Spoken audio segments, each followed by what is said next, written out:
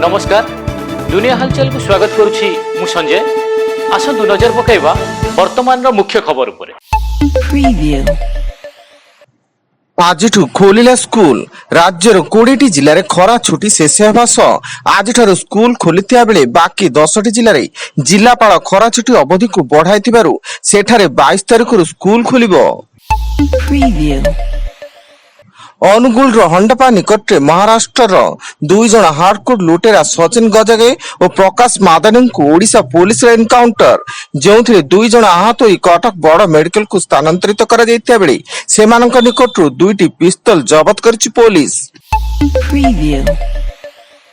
राज्य में मौसुमी प्रवेश सते भी आसंता 21 तारिख पर्यंत उपकूल ओडिशा रे गुळगुळी सह असह्य गरम जारी रहिबो एवं पश्चिम और आभ्यंतरीण ओडिशार किछि जिला गुड़िक भीषण गरम जारी रहिबो। एही समय रे सारा राज्य रे व्यापक वर्षा हेबा सह केतेक जगह रे बिजुली घड़घड़ी सह स्वल्परू मध्यम धरणर वर्षा हेबो।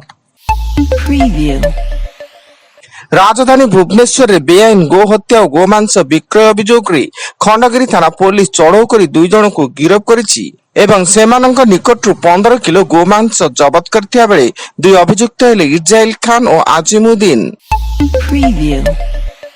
विजिलेंस जाल रे भुवनेश्वर मंचेश्वर पुलिस थानार एसआई श्री राजेश कुल्लू और होमगार्ड श्री ज्योति रंजन बेहरा सेमाने जने व्यक्ति मोबाइल छड़ाइबा ना रे 20,000 टंका लांच नेबा बेले विजिलेंस हाथ गिरफ होइचंती एवं सेमानंक ठारू 20,000 टंका जबत करा जायछि। मालकानगिरी जिला कालीमेला थाना पुलिस गंजेई कारबार अभियोग उत्तर प्रदेश 3 जन कंबल बेपारी समेत जन को गिरफ करिछि। गिरफ अभियुक्त मानक ठारू 100 किलोग्राम ओजन गंजेई जबत सह 3 गोटी मोटरसाइकल 4टी मोबाइल फोन जबत होइता बेले सेमाने कंबल बेपार आड़ रे गंजेई कारबार करि आसुथिले।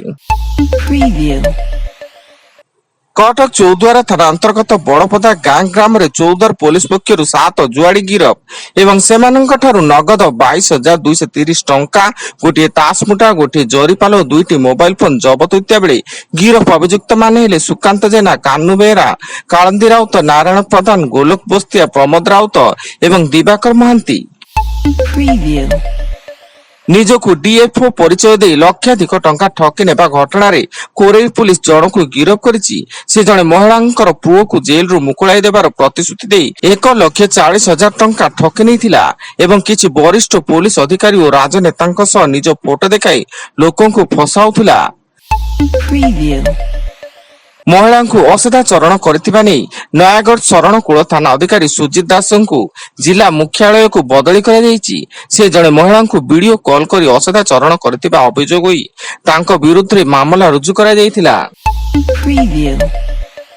रायगढ़ जिला कल्याण सिंहपुर अंचल रे पिला चोरी संदेह रे जने युवक और युवती को आक्रमण खबर पाई पुलिस घटनास्थल रे पहुंची सेमानंको उद्धार करी कल्याण सिंहपुर गोष्ठी स्वास्थ्य केंद्र रे भर्ती करथिले। तेबे उत्तेजित लोके स्वास्थ्य केंद्र रे मध्ये पहुंची भंगारुंजा करबा सह उभयଙ୍କ विरोध रे नाराबाजी करथिबा सूचना। एवं ब्रह्मपुर सदर थाना अंतर्गत आनंद नगर अंचल रे रास्ता कड़ू जड़े युवक मृतदेह उद्धार अजणा गाड़ी धक्का युवक मृत्यु घटी सन्देह करा जाउता बेले पुलिस घटनार तदंत आरंभ करिछि एवं घटनास्थल रे स्थानीय लोके भिड़ जमाइथिया बेले मृतदेह ठारू किछि दूर रे किछि सामग्री पड़िथिबार देखिबाकू मिलिछि। वर्तमान पई एतिकी अधिक न्यूज अपडेट्स पई विजिट करंतु आम वेबसाइट www.duniyahalchal.in। धन्यवाद।